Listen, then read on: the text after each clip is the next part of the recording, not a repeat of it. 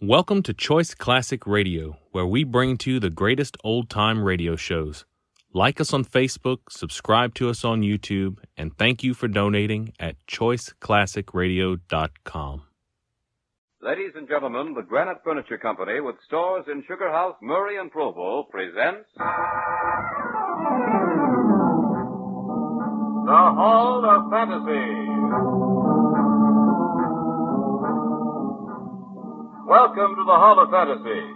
Welcome to the series of radio dramas dedicated to the supernatural, the unusual, and the unknown. Come with me, my friends.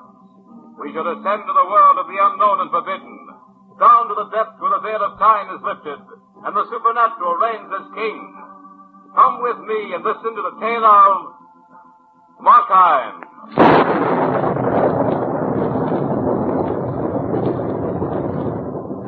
The Granite Furniture Company brings you the Hall of Fantasy. Listen now to original tales of the imagination and some of the classics of the supernatural as we take you down the corridors of the Hall of Fantasy to the mysterious realms of the unknown. These are stories of eerie and fantastic thrills brought to you by your friends at the Granite Furniture Stores.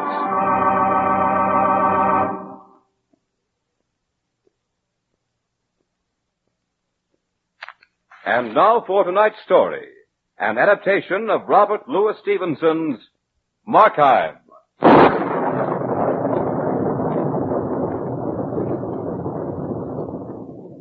Liz said that Markheim's first great crime was that he had committed murder. That's hardly true, for no man can kill his fellow until he first twists the knife in his own heart. This is the story of Markheim. He was a gambler accustomed to lightning shifts of fortune. But on the eve of his greatest triumph, he couldn't resist that final spin of the wheel. It was his life against the future. He wanted the decision to come swiftly, as it had always done before. But this time, the wheel turned tortuously slow for Markheim. And once set into motion, no power on earth could halt it. It was Christmas Eve. Markheim was happy to be towed along on Angela's little leash. She loved him, or what she knew of him. Angela was quite aware of the power of her smile, and Markheim was aware of the fact that she'd been leisurely and charmingly spoiled. But even if it had been a great chain that had led him into this lovely garden, instead of a warm, sweet smile, he'd have resisted no more than he did now. For this leash would lead him to a fortune, more money than he'd ever dreamed existed in all the casinos in the world. Besides, he was in love with Angela. Mark, when do you plan to speak to Papa? Very soon, dearest. There are a few things I want to clear up first. It won't take long. Just a few days at the most. Tomorrow, perhaps? Tomorrow? Well, that's pretty short notice, darling. I'm afraid that Oh, I want it tomorrow. Yes, but why? What's so significant about tomorrow? I had thought to wait just a few more... Tomorrow's just as good as any other day. In fact, it's better. It's Christmas. It's tomorrow or never. Angela, what are you saying? Oh, don't look so frightened, darling. I was only joking. Oh, better. Only it will be tomorrow, Mark, won't it? You always get your own way. Always, darling. But I wouldn't have insisted if I didn't think it would make us both happy. And you think we'll be happier if I ask your father tomorrow? Of course. There's no need to wait, and I want this for a Christmas present. Christmas present? Yes.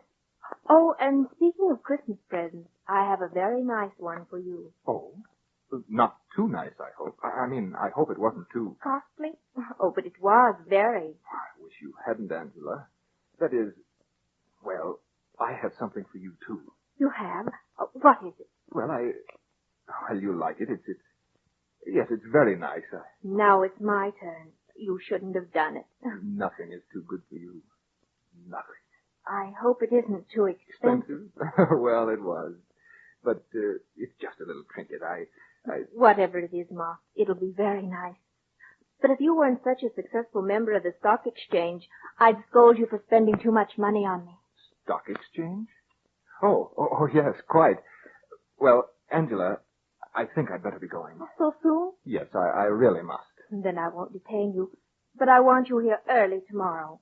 Come just as soon as you possibly can. The iron rule of Angela. But I love it, darling. Until tomorrow?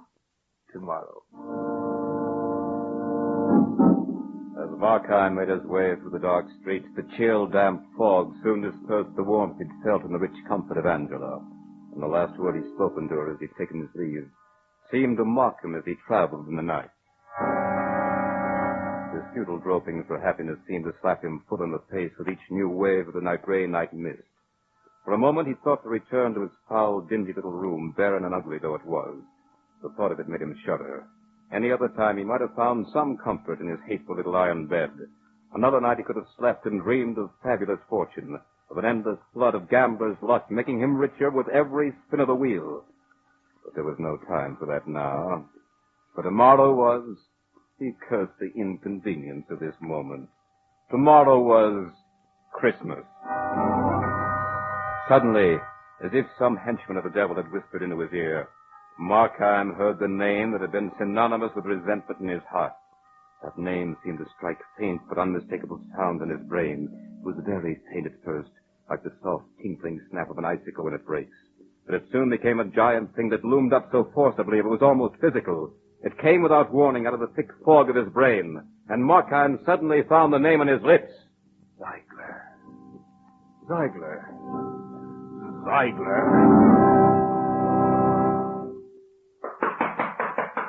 What do you want?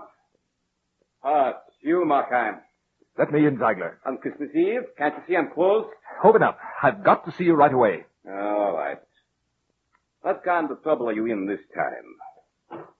Well, come on in. I don't want all that cold and damp creeping in. I've enough aches already. Yes. Merry Christmas. What's your errand? You do a pretty good business here, don't you, Ziegler? You didn't come to talk about my books. What did you come for? I told you the last time that I wouldn't take any more of your stolen goods. I didn't come to sell anything, Ziegler. My uncle's cabinets are disgustingly empty these days. He's moved his collection. I don't wonder at that. Your uncle is a remarkable collector. His items were rare indeed. It must have been quite a blow to him when he discovered that they were disappearing so methodically. It was more of a blow to me, I assure you. He booted me clean out of the place. I was taking an awful chance myself handing that stuff. An awful chance. But at an awful profit, Ziegler. What good's a profit when you want to get the yard after you? Well, if you didn't come here to sell, what did you come for? To buy. I want to buy a Christmas present for a lady. You pay dearly coming in on me like this. You know I've put up my shutters and I'm refusing business. You won't refuse my business, Ziegler. You won't be getting any bargains either. You'll have to pay for both my time and your rather a surly manner, young fellow. I suppose you can pay? Don't worry about that. Then you can pay someone's way. I've done very well in the stock exchange. And, likely as not, I'll do much better soon. My errand today is very simple. I'm really quite sorry, Ziegler, that I have to disturb you this way, but it's a little matter I overlooked until this late hour. I must have this little compliment ready before morning. And, you know, a man would be a fool to deliberately harm his chances of a wealthy marriage. Well, let that be it then. You've been a good customer, and if you have a chance, you should tell me for a fortunate marriage. I don't want to be an obstacle. Now, here's a nice object. You'd let you certain to pay for it. It's a hand mirror. Guaranteed 15th century. It's from a fine collection. Whose collection, Ziegler? In the interest of my customer, I withhold the name, if you don't mind. He was, shall we say, somewhat like yourself. The nephew of a remarkable collector. The pointed remarks of this unscrupulous old dealer suddenly flushed Markheim's calm with waves of passionate resentment. They passed, leaving nothing but a slightly emotional residue and a slight nervous trembling in his hands. He took the mirror Ziegler held out to him. Surely you do not propose this for a Christmas present? Why not? Your lady should be very happy to have such a fine item. And every time she looks at herself in it, she'll think of her sterling husband. Your manner is likely to cost you something before long, Ziegler. So you suggest a thing like this. Look at it. Look at yourself in it. Though I dare say you'd look little better any other way. But look at it. Your future lady must be difficult to please, sir. I am buying a lady's Christmas present, not some monstrous souvenir of the sins and follies of the past. Certainly not that grim thing. You weren't actually serious about pawning that off on me, were you? Quite serious, sir. What are you made of, Ziegler? What keeps your dry old heart at work these overtime years? You certainly must have a few thoughts now and then of something beside your miserable little existence. Are you joking with me, Markheim? You'll find it on the sale price if you are. Everything about you can be found on the sale price, Ziegler. Come, what's the purpose of this talk? Christmas Eve, man. See how the world scurries by outside? They're all touched with a very warm, friendly spirit. What does your life consist of tonight but a hand for grabbing money and a safe for hoarding it? Is that all? You've drunk too much to the health of your lady, I think. Ah, then you have been in love. Tell me of those golden moments of yours, Ziegler. Tell me all about them. I have no time for such things. I have no time for this foolishness either. You take the glass or not? Yeah, but let's not be hasty. A pleasant talk, a pleasant walk, how does that go? Well, pleasant it is, Ziegler, and I must not hurry away from any pleasure, even one as doubtful as this. Each instant is a precipice, Ziegler, a very high precipice. If we hurry, we fall and dash ourselves to 1,000 meaningless pieces. Yes, if we hurry, we fall, Ziegler. Let's take our time this fine evening. Let us tear away the masks that hide us from each other. Who knows? We might even be friends. I have my books to balance tonight, Markheim. Either make your purchase, or I have to thank you to leave the shop. To be sure. There is no time for being friends, is there? Show me something else, then. Show me something else, Ziegler. There was something in Markheim's voice just then. It couldn't have been the words themselves. It was a tone or a light that flashed in his eye. But it filled the little dealer with an unexplainable terror. He turned and was about to climb the small ladder that would take him to a little object art in a higher shelf, when suddenly Markheim poised a little dagger high in the air. It flashed only a fraction of a lightning bolt. For you, Ziegler, and a very Merry Christmas. Ziegler flashed at the shelves like a chicken. Then he fell to the floor, and flesh seemed to telescope into flesh as he sent it into a senseless little pile. Markheim stared at it through eyes that had suddenly seen too much. A single tick of the old clock seemed almost to buffet him into unconsciousness. His lips parted to speak. Must not hurry. Each instant, a precipice. Yes. Ziegler! Stand up! Stand up and speak to me!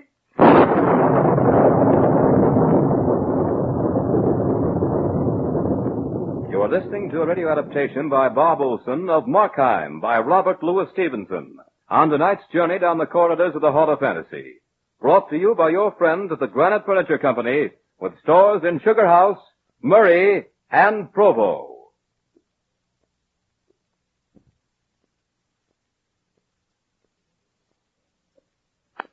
And now back to tonight's story of Markheim.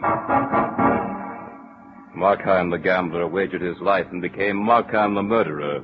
In one swift blow, he'd cut himself away from any part of the world he'd known. That's why no one can tell his story now but Markheim himself. I stood there, my hand still clinging loosely to the dagger. That hand that seemed to have no relationship to the rest of my body. I looked about me. The candle on the counter caught a chill draft and was wagging like the tail of an excited puppy.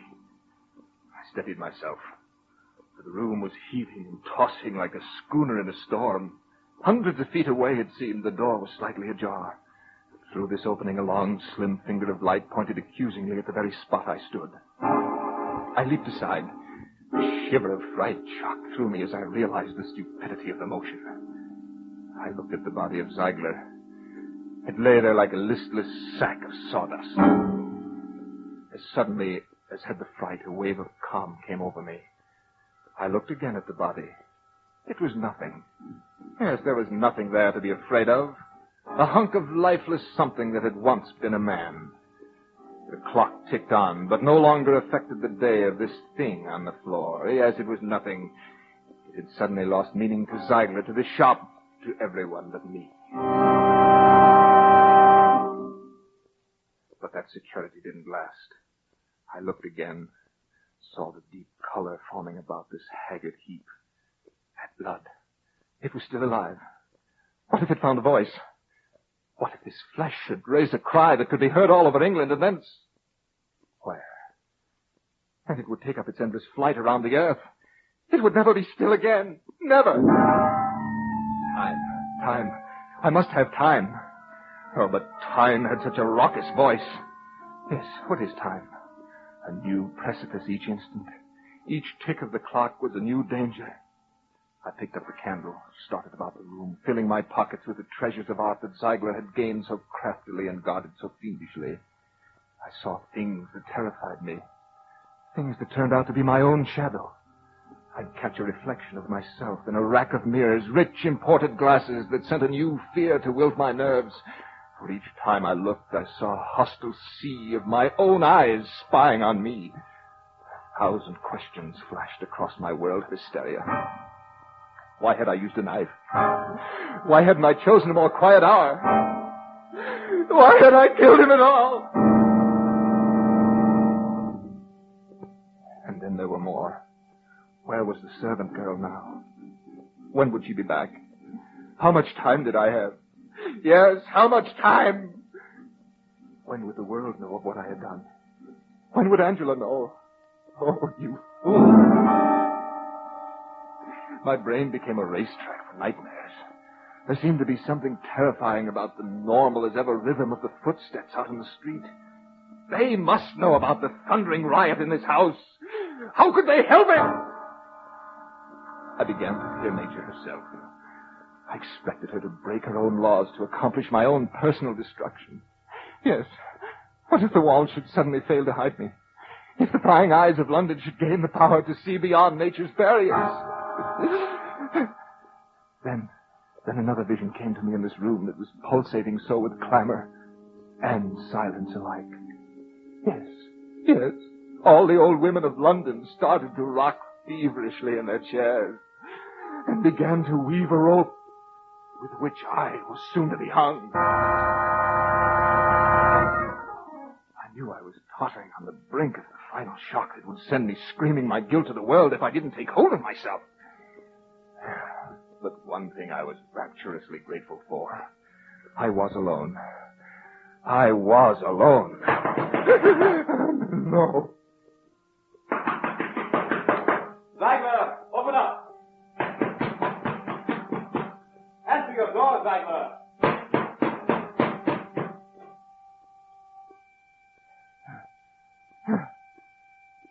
Thank heavens. He's gone.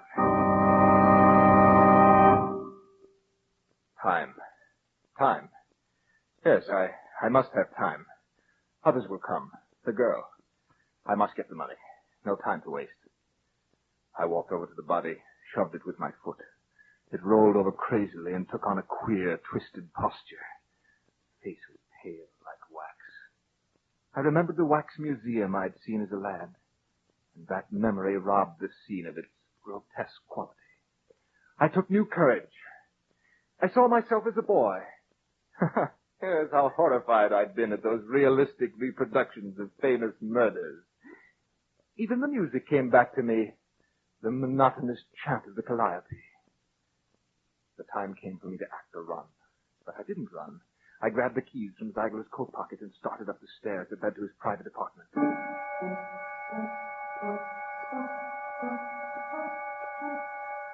There were 24 steps and 24 separate torches that led to the drawing room where I knew I'd find the safe.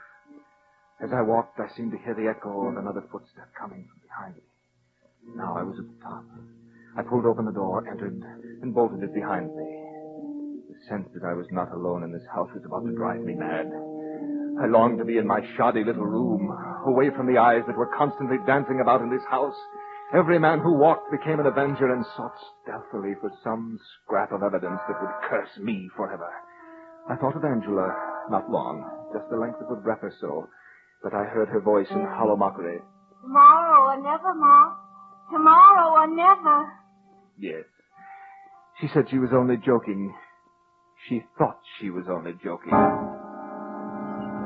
I was before the safe. The finale of this little drama. I fumbled with the keys. There must have been 50 in all.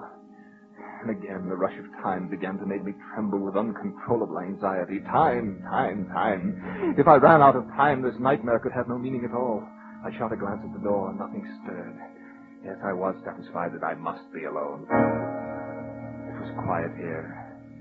Even my heart began to slow down a little. Suddenly, another sound broke the stillness. It came from the nearby church. The organ was playing a familiar hymn. I listened.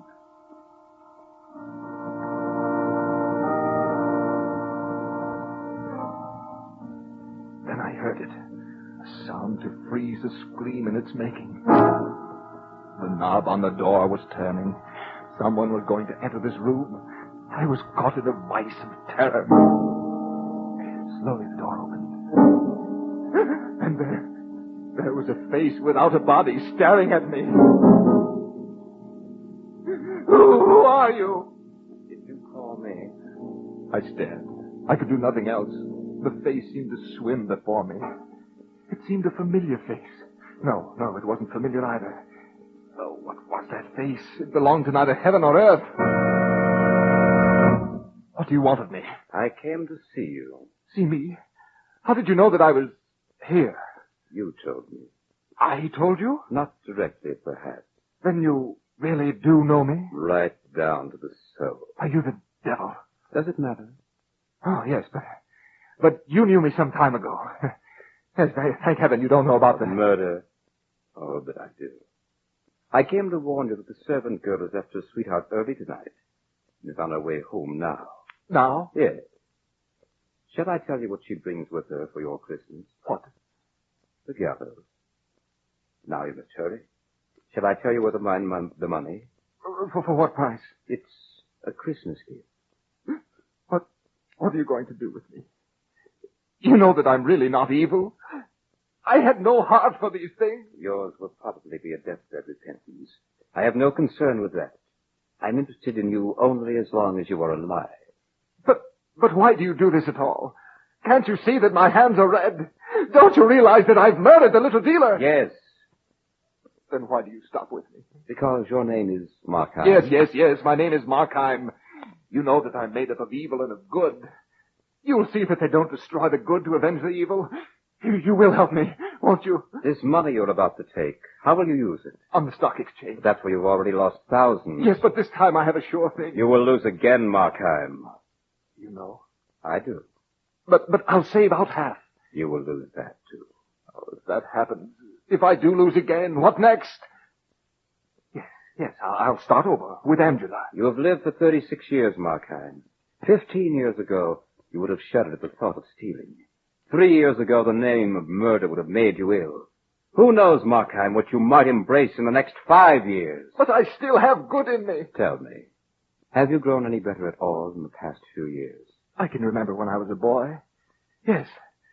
I still love the things that I loved then. But are you better than you were then? No. And you still want me to help you get the money. Remember 3 years ago, Markheim, weren't you seen in a little chapel? Yes, I was there. I meant to go back. And didn't you raise your voice louder than the others in the hymn? Yes, but where are you going? We part company here. Time has run out. That's the maid, you see. The maid. Oh, what shall I do? Why not do what you did to the dealer? Here's your last great danger. One more swift blow, and you can finish at your leisure. Don't go. Don't leave me. He's gone. My last great danger. Yes. There is nothing left to do but... I took the little dagger from my coat pocket and crept down the stairs. 24 steps to... where? Tomorrow or never, Ma. Tomorrow or never. I can do it quickly. I'll tell her old Ziegler is ill. Yes, now don't crack a smile, Markheim. Whatever you do, don't overact. But curse the thing that made me lose all this precious time with talk. Yes, too late now, though. Much too late. Too late. There's no more time for you, Markheim. You again. Who are you, anyway? The door, Markheim. Here's your chance. Open the door. First, tell me who you are. Don't you know? Don't you know, really? No, I don't.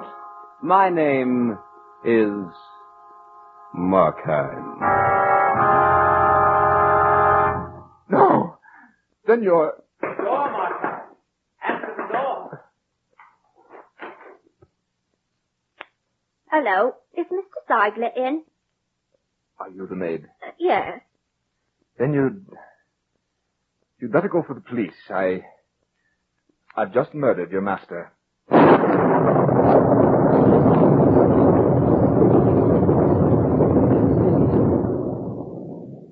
So runs the tale of Markheim.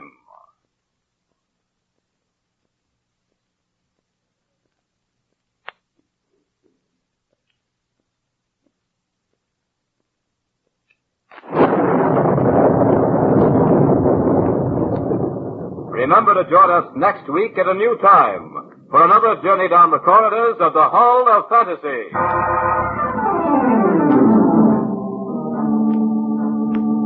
Tonight's program was adapted by Robert Olson from the story by Robert Louis Stevenson. Heard tonight were Carl Grayson as Markheim, Richard Harcourt as the narrator, Beth Calder as Angela, and Richard Thorne as Ziegler. Musical background was provided by Earl Donaldson. The engineer was Nephi Sorensen. These programs are produced and directed by Richard Thorne.